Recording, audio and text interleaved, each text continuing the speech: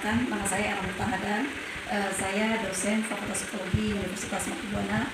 Pada kesempatan kali ini saya akan menyampaikan video pembelajaran terkait mata kuliah teori perkembangan.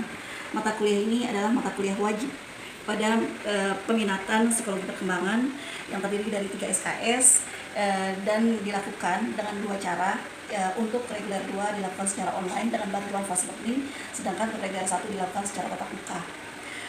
Untuk CPL mata kuliah ini yaitu yang pertama, mahasiswa memiliki kemampuan dan kepekaan terhadap lingkungan terutama masalah perkembangan anak, kemudian diharapkan menguasai perkembangan anak hingga masa kanak-kanak akhir, kemudian mampu menerapkan pemikiran logis, kritis, sistematis, dan inovatif dalam konteks perkembangan, dan dia mengimplementasikan pengetahuan yaitu teori-teori perkembangan. Untuk yang keempat, diharapkan nanti mampu menuangkan secara tertulis dalam bentuk rancangan bagaimana dia melakukan analisa mulai dari melihat masalah, kemudian menerapkan teori yang tepat sampai dia melakukan memberikan solusi terhadap permasalahan terjadi di sekitar mereka.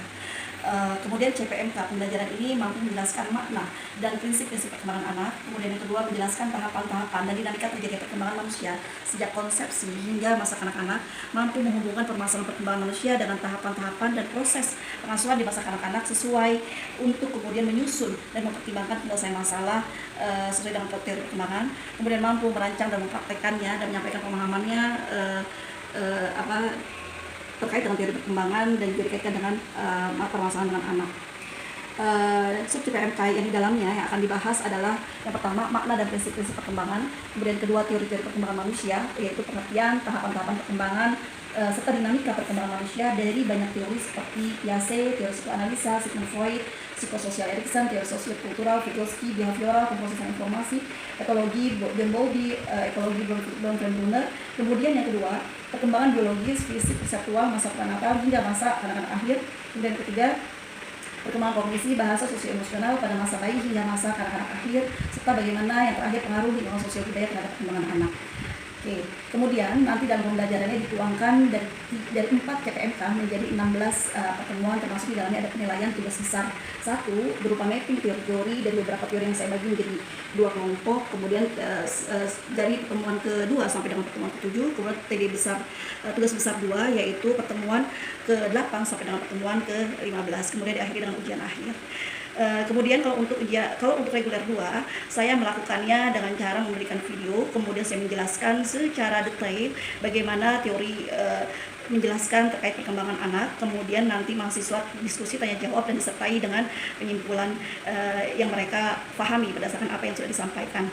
Kemudian untuk reguler 1, selain saya memberikan materi, kemudian mahasiswa membuat studi kasus berdasarkan kelompok, kemudian dengan kelompok di mana studi kasus itu disesuaikan dengan teori-teori perkembangan, kemudian disertai dengan YouTube terkait dengan perkembangan anak. Referensi yang saya gunakan ada Patricia Miller, kemudian Santrop, ini referensi besar. Oke, segitu saja. Nanti kita bisa saksikan bagaimana proses pembelajaran reguler 1 dan reguler 2. Reguler 2 yang saya jelaskan secara detail. Assalamualaikum warahmatullahi wabarakatuh. Oke teman-teman, terima kasih kehadirannya. Oke teman-teman, hari ini teori yang kita bahas adalah teori pemrosesan informasi. Saya sampaikan sekilas dulu, teori ini penting sekali untuk diri kita sendiri saat kita menyerap informasi yang kita anggap penting agar efektif kita bisa masuk ke dalam long term memory. Tidak hanya untuk kita sebagai orang dewasa, tetapi juga nanti untuk anak-anak dan juga anak didik kita. Oke, apa sih teori ini manfaatnya? Nah, di sini kita akan memahami bagaimana sih model pemrosesan informasi ini bekerja, karena nanti tujuannya adalah akan kita dapatkan bagaimana bisa mengingat informasi menjadi lebih baik lagi. Oke, jadi pendekatan teori ini, pemrosesan informasi bukan sebuah teori tunggal. Jadi kalau teman-teman nanti lihat, oh teori pemrosesan informasi kok banyak diagram yang berbeda ya, karena memang sekali lagi ini bukan satu teori yang tunggal, melainkan sebuah kerangka kerja yang mencirikan sejumlah besar program penelitian. Dan di sini ada penelitian terkait pemrosesan informasi, bagaimana aliran informasi melalui sistem kognitif. Jadi nanti ada alur atau diagram bagaimana pemrosesan informasi di dalam kognitif manusia.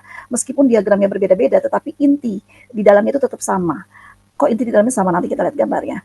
Oke, jadi hanya gambar diagram yang berbeda, tetapi komponen di dalamnya yang membicarakan mengenai alur berpikir seseorang itu tetap sama. Nah, jadi ada operasi mental yang terjadi antara input dan output selama waktu yang nyata. Itu yang kita pelajari.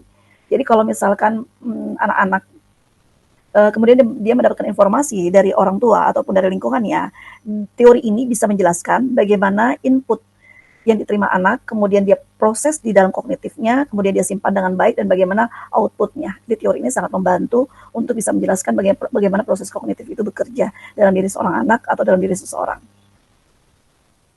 Di contohnya, misalnya informasi dapat diperhatikan, kemudian diubah menjadi beberapa jenis gambaran mental, yang kemudian dibandingkan dengan informasi yang sudah ada di dalam memori jangka panjang, yang kemudian makna ditetapkan dan kemudian digunakan nanti untuk merespon. Jadi seperti saat ini teman-teman sedang belajar dengan saya, teori ini nanti mampu menjelaskan bagaimana ketika saya berbicara atau menjelaskan atau dosen saat menjelaskan dimanapun, baik itu di kelas ataupun di online, dia bisa membantu seseorang untuk menjelaskan bagaimana sih informasi yang disampaikan oleh si pengajar yang kemudian nanti diproses oleh mahasiswa untuk kemudian nanti bagaimana proses mental itu bekerja yang kemudian akan dikodekan oleh si mahasiswa tersebut kemudian nanti disimpan. Apakah nanti disimpannya ke dalam short term memory yang kemudian hilang atau mungkin dia bisa mampu mengkodekan dengan baik kemudian masuk ke dalam long term memorinya yang kemudian saat nanti ujian atau ditanya oleh pengajar dia mampu menjawab dengan baik. Seperti itu contohnya. Jadi informasi dapat diperhatikan saat itu diperhatikan oleh seseorang itu mulai kita bisa pahami, kita bisa pelajari, kemudian diubah dalam beberapa jenis gambaran mental yang kemudian nanti bagaimana proses penyimpanannya, apakah sampai short term memory atau bisa masuk long term memory dan bagaimana dia nanti bisa mengeluarkan kembali dalam bentuk feedback informasi yang dibutuhkan. Nah, seperti itu model teori pemrosesan informasi. Nah, proses mental ini dalam beberapa hal serupa dengan program komputer. Kenapa serupa dengan program komputer? Karena program komputer ini kan menerima informasi. Ketika dia menerima informasi, karena kita menginginkan sesuatu, kemudian diterima informasi itu tersebut, kemudian dia akan melakukan operasi dan juga dia menyimpannya. Ya, jadi baik manusia maupun komputer itu memanipulasi simbol dan kemudian mengubahnya dan kemudian dia masukkan ke dalam tempat penyimpanan yang kemudian nanti bisa saja diambil kembali informasi yang kita butuhkan. Jadi dia bisa saja melakukan feedback ataupun respon sesuai dengan yang tepat yang dibutuhkan oleh lingkungan. Baik komputer maupun manusia terbatas dalam jumlah informasi yang dapat disajikan secara bersamaan dalam kecepatan pemrosesan tersebut. Jadi teori ini nanti akan menjelaskan bahwa kita tuh punya kapasitas sama seperti komputer punya kapasitas. Nah, karena kita berbicara mengenai teori di perkembangan, maka nanti kita akan perhatikan bagaimana kapasitas itu sesuai dengan perkembangan anak-anak. Oke. Jadi nggak bisa semuanya kita masukkan tanpa kita memperhatikan kapasitas yang tepat untuk apakah nanti kalau di sini dikaitkan dengan komputer ya, tentunya di sini dikaitkan dengan manusia. Dengan perkembangan manusia, maka informasi itu sekali lagi harus disesuaikan dengan kapasitas manusia itu sendiri atau perkembangan dari anak hingga dewasa. Sehingga ketika kita sudah memperhatikan dengan tepat kapasitasnya, maka bisa tersimpan dengan baik. Kemudian untuk usia 3 sampai dengan 5 tahun sekitar 4 items, 4 cangking atau 4 kemasan. Kemudian anak 6 tahun sekitar 4 sampai dengan 5 item, 7 tahun 5 items, 7 sampai dengan 9 tahun 6 items, kemudian 10 sampai dengan 13 ya. Oke, 10 tahun ya. Ini 6 maksudnya masih 10, 11 ya. 6 sampai dengan 7 item atau 7 chunking, ini usia remaja dan juga dewasa sekitar 7 umumnya, ada yang plus 2. Boleh nggak saya turunkan satu-satu saja? Boleh, malah lebih kuat di dalam ingatan mereka nanti tersimpan. Begitu juga biasa anak-anaknya saat ini nih kan ada belajar menghafal Quran ya. Nah, itu bisa dipotong-potong tuh kata-katanya, disesuaikan. Oh, jangan langsung banyak berapa ayat ya, disesuaikan di sini dia kira-kira bisa menerima berapa chunking atau berapa item sehingga bisa masuk ke dalam long term memory. Pembelajaran yang lain pun pembelajarannya, maka sekali lagi harus diperhatikan. Ini loh kapasitas yang disesuaikan dengan usia perkembangan anak. Kalau kita memperhatikan ini, maka bisa tersimpan dengan baik ke dalam long term memory. Ini sekali lagi dibantu strategi yang lainnya ya. Ini item atau maksudnya items atau chunking atau kemasan. Makanya tugas besar tadi seperti yang saya sampaikan di awal, itu disesuaikan tujuan saya sebenarnya, agar teman-teman bisa, membedakan satu teori dengan teori yang lain yang kemudian, diharapkan bisa masuk ke dalam long term memory dari mapping yang dibuat. Oke. Nah, jadi kapasitas ya. Nah, kalau kita sampaikan seperti ini, sang orang dewasa pun juga nggak tahu apa sih, apa, ada berapa huruf E, G, I, L, N, R, S, dan T kemungkinan akan lupa yang saya sampaikan ini. Kecuali di-chunking atau dikemas. Misalkan di sini menjadi 3 item atau 3 chunking. The learning is interesting, kita kemas. Ya. Jadi kita kelompokkan. Kalau terlalu panjang begini, itu lupa. Kenapa bisa lupa? Karena ini lebih dari kalau orang dewasa 7. Kan 1, 2, 3, 4, 5, 6, 7, 8. 8 saja ini bisa ngurus tadi berapa yang ya? Tadi berapa yang huruf J-nya ya? Oke, seperti itu teman-teman. Jadi dia tuh harus dikemas sesuai dengan kapasitas dari siapa yang kita sedang hadap. Nah, seperti ini contoh yang lain. Kalau informasi tidak dikemas ya seperti ini. Tapi kalau memang itu atau seseorang itu mengemasnya dengan baik, dia akan mudah mengingatnya. Oke, ini dikelompokkan. Kadang-kadang kita memberikan memberikan nomor handphone, kan tuh panjang ya nomor handphone ya. Nah, dan kawan kita mungkin menerima nomor handphone tadi dan dia mengulanginya, ketika cara penyebutannya atau pelafalannya berbeda dengan apa yang kita sampaikan, mungkin kita nggak tahu, ya. Oke, kalau gitu saya aja yang menyampaikan. Nah, itu kemungkinan akan lebih mudah kalau kita menggabungkan atau mengelompokkannya. Nah, di sini seperti ini, 1, 2, 3, 4, 5, ini plus ya, long request nih. Tapi lebih mudah lagi kalau kita kemas, kita chunking, 24 kan berarti 1, 9, 2, 25, 3, 20 jadi 4. Jadi kita bisa lebih, memperkecil lagi jauh lebih kuat. Nah, ini seperti ini, kemudian kita kemas atau kita chunking menjadi 3, jauh lebih kuat. Ini juga sama, ini lebih dari 7, atau kalau anak-anak kan tadi ada yang 2, ada yang 4, 5 kapasitasnya ya, 6. Nah, ini kita buat menjadi misalkan let's 1, C2, Y, this word, ini juga kita kelompokkan. Oke, nah seperti itu. Nah, jadi, mmm, anak ini di sensory memorinya ini masih sangat luas sekali. Karena itu nggak tahu mana yang penting, mana yang enggak dari apa yang disampaikan oleh mamahnya, atau papahnya, atau kakaknya. Nah, jadi kita nih harus bantu dia, benar-benar kita pastikan kalau kita ingin lebih, ini jangan terlalu panjang, ya. Jadi di awal pun kita sudah bisa menerapkan apa yang sudah kita pahami tadi ya, strategi menyimpan informasi dengan baik. Apa tadi, yang sudah kita pahami? Pertama setidaknya kapasitas. Nah, jadi kita bisa terapkan di sini ketika kita berbicara, sehingga dia perhatikan, kemudian mudah sekali dia persepsi, dan juga ngebantu di dalam short term memory yang terbatas ini, sehingga langsung ke dalam long term memory. Jadi di awal pun saat kita berbicara, itu sudah kalau kita kemas dengan baik, itu kita sudah membantu dia masuk ke dalam long term memory.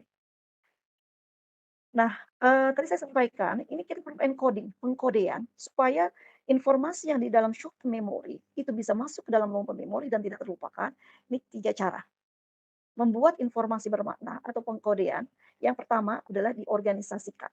Pengorganisasian ini, artinya kita membuat, kemasan atau chunking, diorganisasikan sesuai dengan kapasitas dari yang kita hadapi. Anak-anak kah, usia remaja kah, atau mungkin orang dewasa. Yang pasti ketika kita ingin menyampaikan informasi, selayaknya kita organisasikan. Ketika kita organisasikan dengan baik, ini akan lebih mudah masuk ke dalam long term memory, tapi di dalam, dual coding theory, informasi akan lebih mudah masuk ke dalam long term memory kalau dia memperhatikan baik audio dan visual juga diikut sertakan.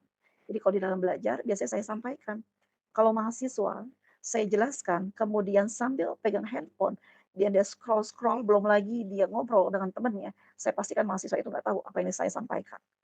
Jangankan masuk dalam long term memory, di dalam sensory memory saja, suara saya ataupun informasi yang saya tayangkan di papan tulis dengan alat bantu proyektor, tidak menyentuh alat indera mereka, dia tidak perhatikan karena yang dia perhatikan itu di tahap awal penyimpanan saja sudah hilang.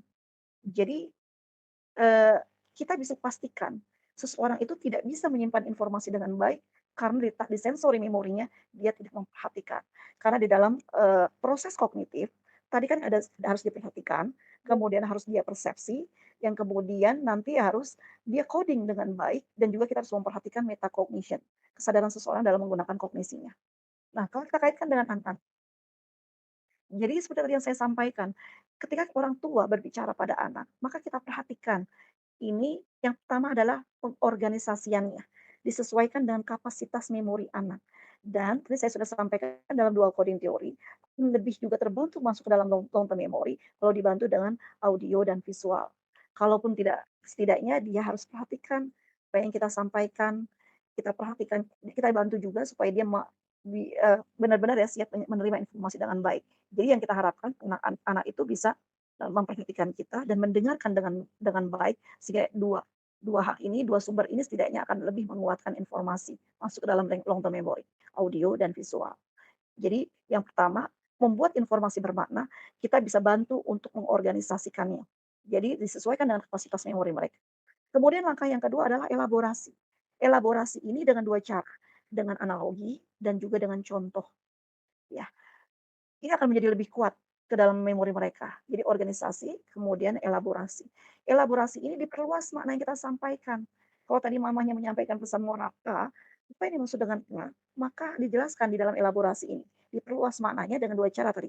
Contohnya gimana? Kalau tadi konsep sapu, karena masih anak-anak, ini sapu seperti ini. Kemudian siapa yang berhak menggunakannya? Atau mungkin di mana ditaruhnya. Kemudian setelah itu apa yang harus kita lakukan? Misalkan bersih-bersih tangan karena sudah, menggunakan sapu, kadang untuk menyapu, dan di situ kemungkinan khawatir ada debu dan sebagainya. Kemudian dikaitkan dengan analogi, kalau kita tidak bisa, apa, mmm, menggunakannya secara tepat, maka kemungkinan bukannya bersih-bersih menjadi sehat, tapi menjadi sakit, dijelaskan dengan analogi, dikaitkan dengan, apa yang disesuaikan dengan kapasitas memori anak, yang bisa dia cerna dari penjelasan kita. Nah, jadi dengan contoh, sekali lagi, dengan analogi. Kemudian yang ketiga adalah activity, atau dia harus melakukan aktivitas tertentu supaya tidak lupa. Jadi kalau mamahnya misalkan pesan moral yang lain, setelah bangun tidur, kemudian dirapikan dan melipat selimutnya dengan benar, dibantu, diberikan contoh. Nah, dia kan akan memperhatikan, sedikit-sedikit step-nya dijelaskan, dibantu ya, sedikit-sedikit dijelaskan sesuai kapasitasnya, diberikan contoh, kemudian dia harus mempraktekkan. Tapi kalau dalam konsep belajar, di sini, ya contohnya dia harus membuat mapping, disesuaikan dengan kapasitasnya, mengorganisasinya itu dengan banyak cara ya, bisa dengan, bagan, bisa dengan tabel yang pasti diorganisasikan dengan baik, kemudian dia elaborasi dikaitkan dengan contoh-contoh ataupun analogi, yang pasti ya dia harus melakukan aktivitas membuat mapping tersebut atau meringkas ya, dengan cara mapping. Karena kalau tidak, cuma dibaca aja buku, pastinya dia akan lupa. Meskipun tadi seperti yang saya sudah sampaikan, waktunya panjang, dia ulang-ulang terus, tapi tidak ada, dia tidak melakukan, kegiatan pengkodean untuk membuat informasi bermakna, maka informasi itu tidak lekat masuk ke dalam, eee eee, long term memory. Karena kalau kita sudah mengkodekan dengan baik, masuk ke dalam long term memory, maka memori itu tidak mudah hilang dan mudah lupa. Oke, ini contohnya. Tumbuhan yang berkembang biak secara generatif, di sini kalau kita membuat, tulisan seperti ini kemungkinan akan lupa anak-anak. Kenapa? Karena kapasitasnya kemungkinan terbatas ya. Tadi kan beda-beda ya, ada yang 4, ada yang 5, ada yang 6, yang pasti di bawah 7 cangking. Tapi kalau kita bantu, dengan alat bantu visual yang kemudian juga menarik dan juga dekat dengan mereka, ini akan lebih mudah, seperti itu. Nah, jadi peningkatan kemampuan memori, kemampuan, kerja memori sepanjang waktu. Jadi perkembangan mereka itu sepanjang waktu, yang kita harus bantu. Jadi ada peluang mereka terus berkembang menjadi lebih baik.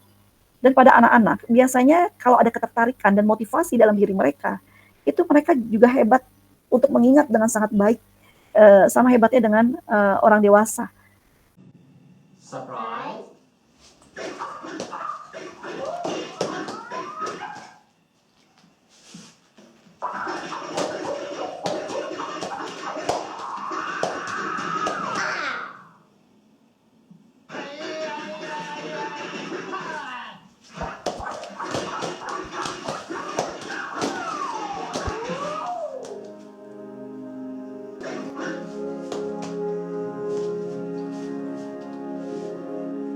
Kalaupun tadi di awal saya mengatakan bahwa orang dewasa lebih efektif dibandingkan anak-anak, ini ada catatan. Kalau anak itu memang start dan ada motivasi di dalamnya terhadap apa yang, eee diberikan informasi terhadap dia, itu tentunya dia bisa efektif mengingatnya dengan sangat baik ke dalam long term memorinya. Oke. Hal yang sederhana mungkin dalam kehidupan sehari-hari. "Dek, ayo ikut papa, belanja," bukan belanja ya, membeli sesuatu di market misalkan. Ini papanya yang lagi ingin keluar, mamanya sedang tidak ikut. "Ada yang ingin dibeli, ayo ikut Dek." Oke. Ternyata mamanya mungkin titip pesan, "Dek, tolong bantu dong, mama ingin beli ini bla bla bla bla," atau mungkin disampaikan ke papanya, tapi anaknya lihat catatan dari, mamahnya ke papanya nitip ya, kemungkinan sedang tidak bisa ikut. Bisa jadi papanya lupa, "Tadi apa ya, Dek, ya? Catatannya mana ya?" Anak itu bisa saja lebih lebih ingat dibandingkan papanya, contohnya. Karena apa? Ada ketertarikan juga yang ingin dibeli oleh mamanya karena untuk kebutuhan si si anak tersebut. Jadi ketika anak itu tertarik dan ada motivasi di dalamnya, maka dia bisa mengingat jauh lebih kuat. Kita diskusi, seperti itu teman-teman. Bisa dipahami atau tidak? Ada pertanyaan? Ibu izin bertanya ya, Bu, ya. Bagaimana pemrosesan informasi itu dipengaruhi oleh faktor-faktor eksternal seperti lingkungan atau situasi sosial lainnya, Bu? Terima kasih. Oke, mmm, kalau karena kita berbicara di dalam teori-teori perkembangan, berarti, yang pertama yang memang membantu di dalam, perkembangan kognitif, dengan baik dan tepat selayaknya dibantu di dalam keluarga. Ya, seperti tadi saya berikan contoh bahwa kalau orang tua tidak terbiasa membiasakan anaknya untuk kapan waktunya anak untuk belajar, dia tidak pernah belajar, kalau dalam perkembangan, belajar itu pada akhirnya mempengaruhi perkembangan ya. Orang tidak pernah mengetahui mana informasi yang penting, mana yang tidak. Jadi, faktor yang sangat mempengaruhi di dalam pembelajaran anak selama masa-masa, eee, apa, eee, masa-masa, golden age di sini adalah tentunya yang sangat berpengaruh kedua orang tua, ya. Dimulai dari, apa ya, eee, pesan-pesan moral yang disampaikan, kita harus terbiasa untuk menyampaikan sesuai dengan, kapasitas memori anak. Jadi sehingga anak bisa tahu mana yang penting untuk dipersepsi, mana yang tidak. Jadi kalau anak terbiasa untuk bisa memproses informasi dengan baik, maka dalam perjalanan perkembangannya 2, 3, 4 kan di sini berpeluang atau berpotensi terus. Dia bisa belajar dengan baik di dalam proses kognitifnya, dalam menyimpan informasi ke dalam long memori. Jadi kalau kita terbiasa untuk membantu anak, kan dengan strategi yang tepat dalam berbicara, disesuaikan dengan kapasitasnya, tentu orang tua yang berperan besar di dalam membantu anak mampu menyimpan informasi ke dalam long term memory. Jadi misalkan, "Tadi mama sama papa bicara ini, kok tidak sesuai dengan apa yang diharapkan ya, Dek?" Nah kan feedback ketika dia berbicara atau melakukan sesuatu, kita bisa bisa evaluasi, "Oh, apa yang saya sampaikan tidak tepat." Berarti yang sebenarnya yang salah adalah orang tua. Sehingga kita mengajarkan, karena tadi perkembangan adalah modifikasi ya, koreksi diri dan modifikasi. Sehingga anak itu bisa tahu apa yang tidak tepat kalau memang tadi yang disampaikan oleh orang tua dalam evaluasinya tidak tepat, sesuai dengan keinginan mereka.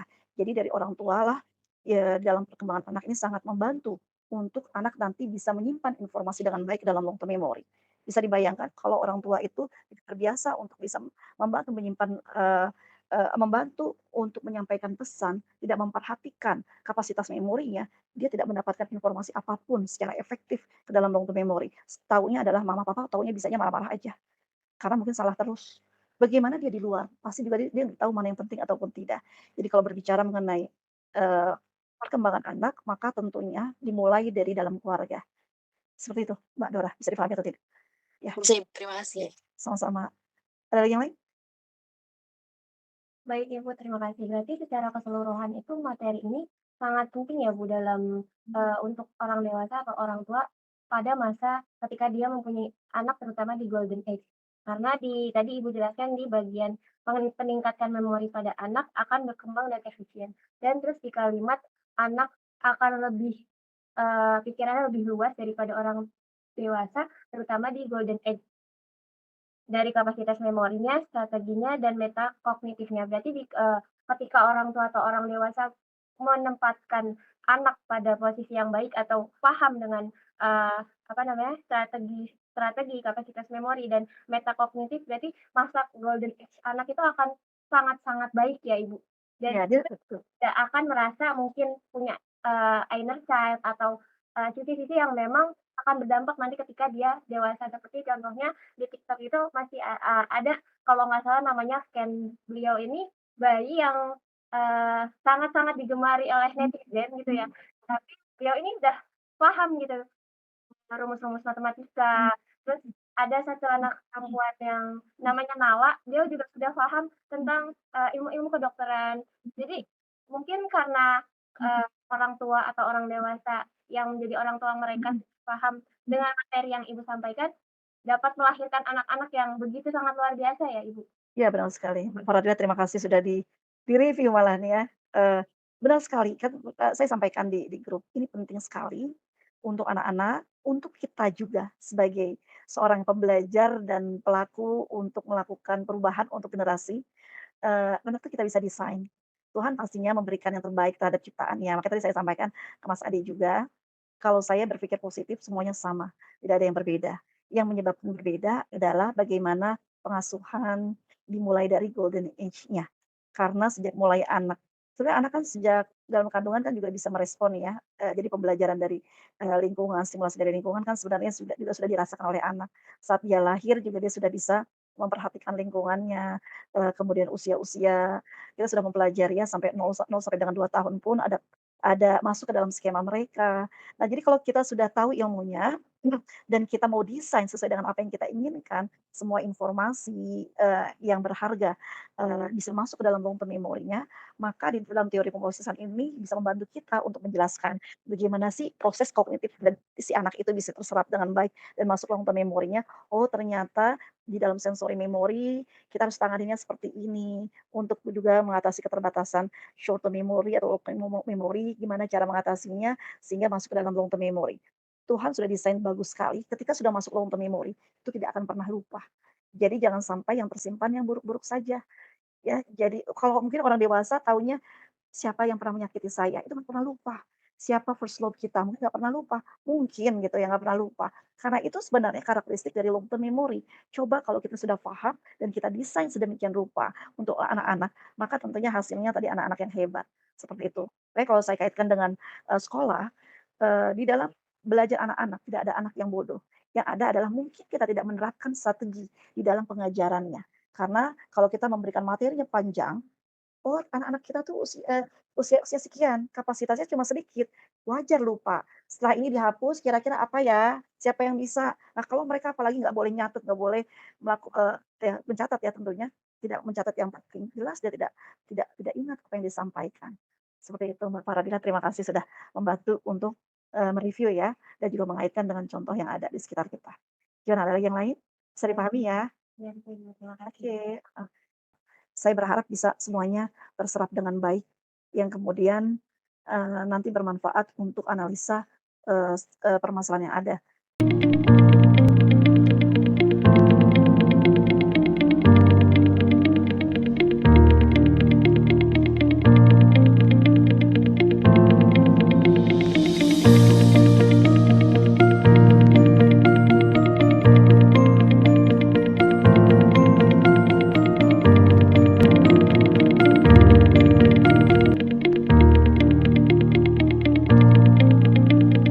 Saya cukupkan, terima kasih banyak atas kehadirannya, mudah-mudahan bisa diterapkan, IP-nya pastinya cum laude semua kalau diterapkan, insya Allah. Dan teman-teman juga bisa terapkan, yang belum punya anak nanti bisa desain, hebat anak-anak kalian insya Allah. Kemudian yang sudah ada, bisa dipraktekkan efektif sekali, bisa masuk ke dalam long term memory. Terima kasih banyak.